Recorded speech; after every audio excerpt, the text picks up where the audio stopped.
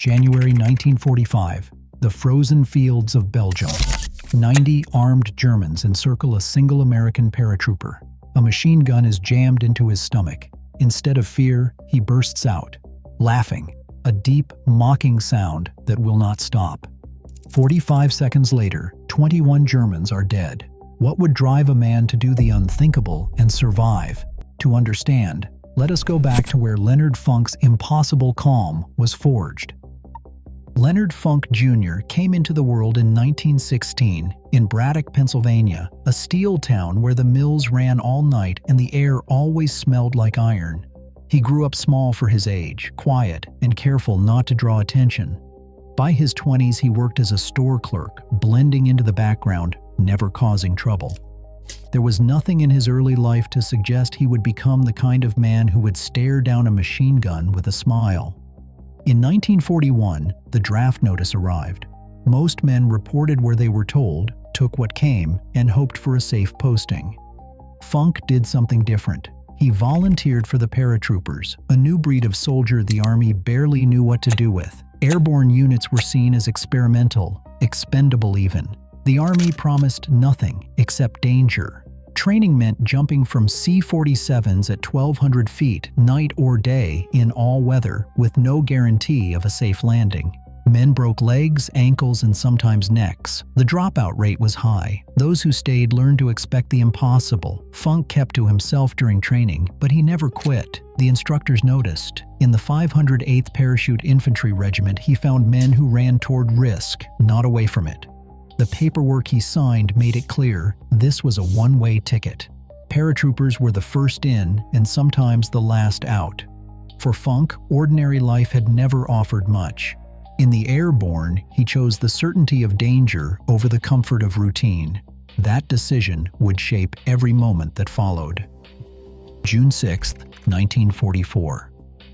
Night drops over Normandy turned the sky into chaos. Leonard Funk, loaded down with gear, jumped from a C-47 at 1:30 in the morning. The wind scattered his stick far from the planned drop zone. He hit the ground hard, miles from where he was supposed to be, pain shooting through his ankle, shattered on impact. Alone in the dark, behind enemy lines, Funk had a choice: wait and hope or move. He chose to move. Over the next 10 days, Funk gathered up lost paratroopers. Some were limping, some bleeding, all cut off from command. He took charge despite his own injury. They navigated hedgerows and enemy patrols, scavenging food, dodging roadblocks, always one step from disaster. 18 men, scattered over 40 miles, followed Funk's lead through the French countryside, trusting his judgment in every decision.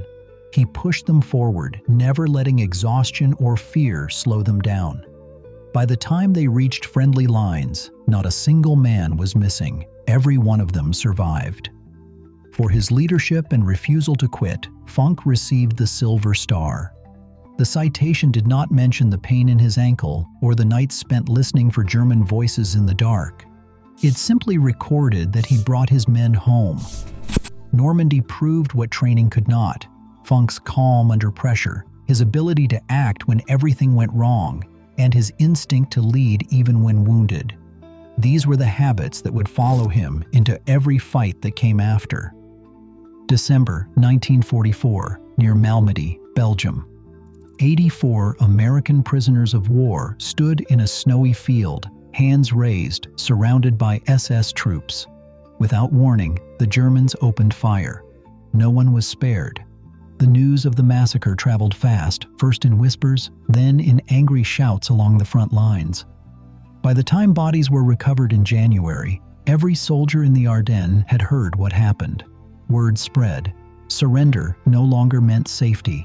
It meant execution. Rumors mixed with fact, but the number, 84, could not be denied. For men like Leonard Funk, the old rules no longer applied.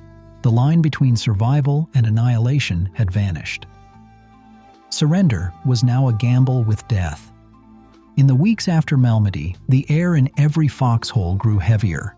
Soldiers spoke less about going home and more about fighting to the last round. The cold was not just in the snow, it crept into the way men looked at each other, into the decisions they made under fire. When Funk faced his own impossible moment, the memory of Malmedy was never far behind. If capture meant a bullet, resolve hardened into something unbreakable. January 29, 1945. Company C slogged 15 miles through a blizzard, snow up to their waists, every step burning away what little strength they had left. Leonard Funk, acting as executive officer, kept the line moving. He did not have enough men, so he drafted anyone who could hold a rifle: cooks, clerks, supply sergeants. They reached the village of Holzheim exhausted, boots soaked, faces raw from wind. The plan was simple: clear every house, leave nothing behind that could threaten the company's battered force. Inside those walls, they found more than resistance.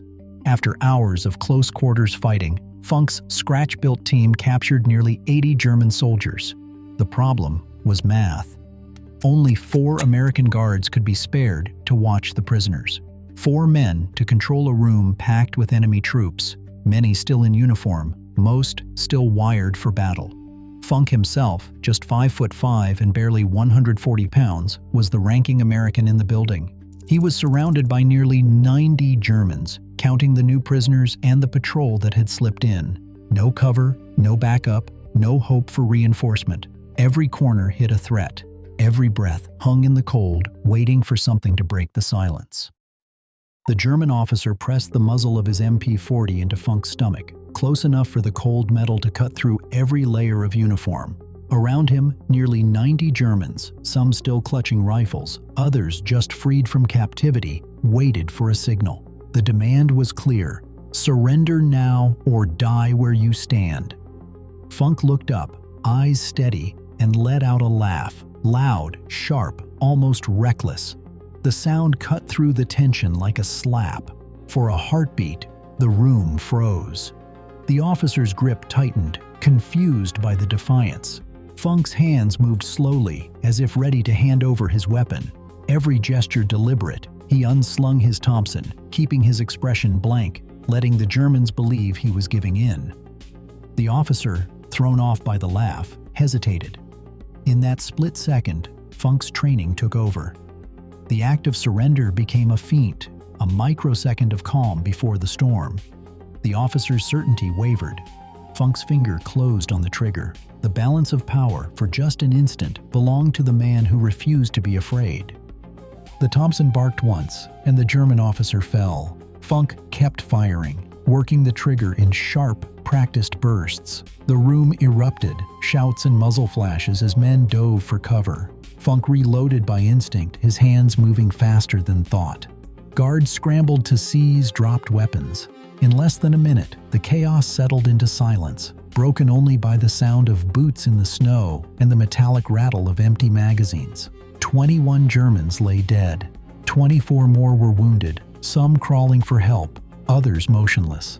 45 dropped their weapons and put their hands up, faces pale with shock. The threat of a mass escape or surprise attack vanished. The Americans regained control of the building, prisoners now subdued and guarded at gunpoint. Funk's words in the aftermath cut through the smoke. "That was the stupidest thing I ever saw." The numbers from that brief firefight, 21 killed, 24 wounded, 45 surrendered, were entered into the after-action report. The entire sequence had lasted about 45 seconds. The cost of hesitation, measured in lives, was written in the snow. Today, acts of defiance still shape battlefields and boardrooms, and sometimes survival depends on breaking the script.